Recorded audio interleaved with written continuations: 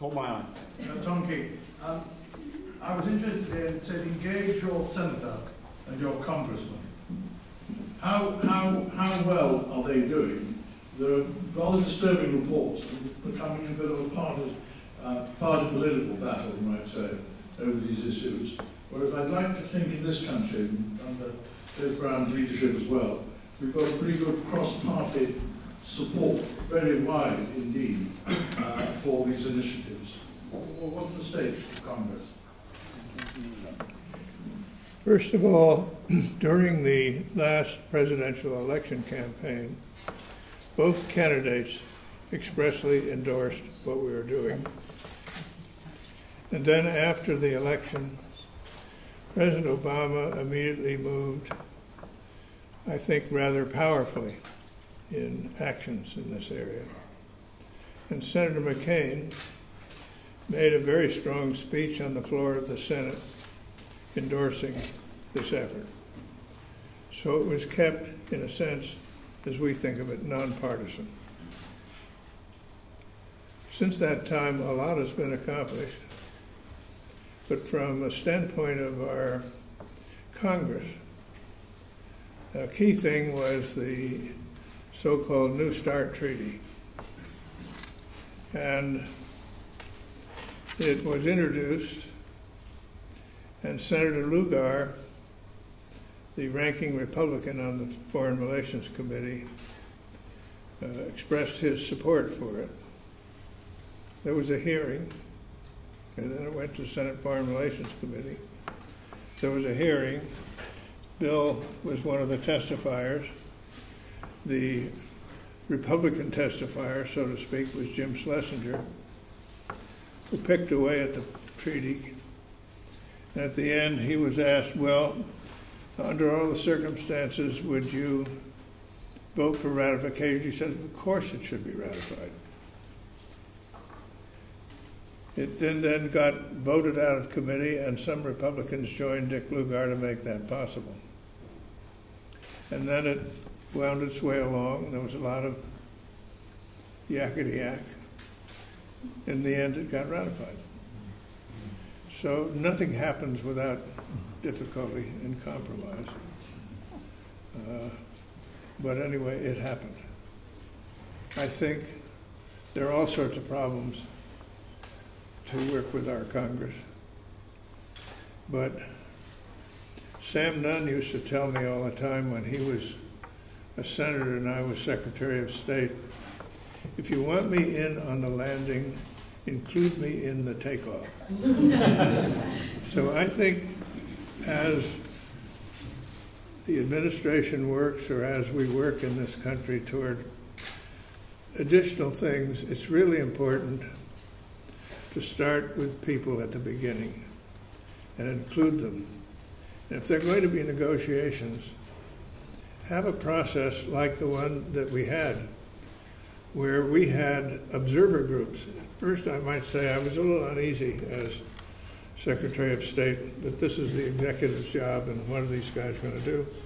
But they came, they met with the Soviets, they met with our people. I was a little afraid they might undercut us. That never happened at all, never. But then when we brought the treaty back to the Senate, they knew all about it. They had been in at the takeoff. And I think it makes a huge difference. So when it comes to the Comprehensive Test Ban Treaty right now, if you threw it at the Senate and took a vote, you'd lose. But that's not the way to do it, and I think the administration is seeing that you got to go about it one senator at a time and build your case. And that's true with all of these things. One of the things that I think is important, George just mentioned, and that is the Arms Control Observer Group. We had the blessings of the leadership when we formed that. Ted Stevens and I were the first co-chairs of it. We went to Geneva, where we had discussions going on, and Vienna. We probably went over a period of each year, we probably went 2 or 3 times. We'd have 10, 12, 14 senators, both parties. They aren't doing that now, and I think they really need to take another look at that. That makes an enormous difference because they understand what's happening and not just have a treaty presented to them without having the background. I think that's got to be done, as George said, on the Comprehensive Test Ban Treaty. I believe the Senate, one of its great prerogatives is the basic ratification of treaties. It basically puts the Senate in the constitutional role of helping frame and shape American foreign policy. But if treaty ratifications are as difficult as they've been in the past, I think inevitably presidents are going to move towards more executive agreements, or even avoiding executive agreements and move towards just informal agreements, which is not good for anyone. We need to continue the process of ratification, but the Senate itself, for instance, the law of the sea, enormously important to our own country, and it's been sitting there for years. At some point, executive branch will get less and less favorable to moving in that fashion with treaties, and I think that'll undermine the rule of law around the globe. So I think the Senate has to take another whole look at the way they're going about ratification. That's not to say they got to sign up for everything. That's not their role. But they need to get the process better than it is now. And the George Shultz leadership when he was Secretary of State was remarkable in that sense. He basically, I don't know how many times, I saw George more as Secretary of State than I did all the others that I served with during that time. And it wasn't because I was his favorite, it's what he did. He reached out. And that lesson... I always thought you were my friend. Well, except on the golf course, yeah. Tom, I'd give you a little different cut on that. That I don't believe this Congress in the last couple of years has voted 2/3 on anything. And therefore I was quite apprehensive about this treaty coming forward. And yet it passed with about 5 votes to spare. And I think there would have been more if they were needed, I think. There were 4 more votes that didn't vote for it because of other reasons, in my opinion. But I think I would say that the attention and the publicity we've given this issue had a lot to do with that rather lopsided vote. That's the good news.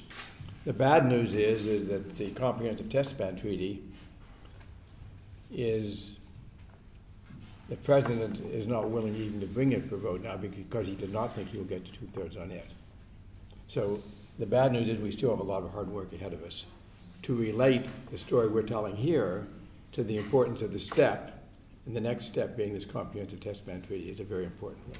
And a lesson there, I wasn't there when it was voted down. I'd already left the Senate, but it was voted down without preparation that George has outlined and I've outlined, and it came up, and they made a terrible mistake, those who were in favor of it, by agreeing to unanimous consent to vote on a date certain without having any certainty of the votes, and then they couldn't get out when they realized they didn't have the votes. So they would have been much better to bring it down and go back and be patient about it. Now, what you've got to do is convince senators who voted no that there have been enough changed circumstances so they can tell their constituents that they were right when they voted no, but they would also be right when they voted yes. You don't have to change your mind. As members of Parliament, you're well aware of that challenge. Yeah, we need to know that over here as well. But the evidence has come in. It is That's right. a different picture. That's right.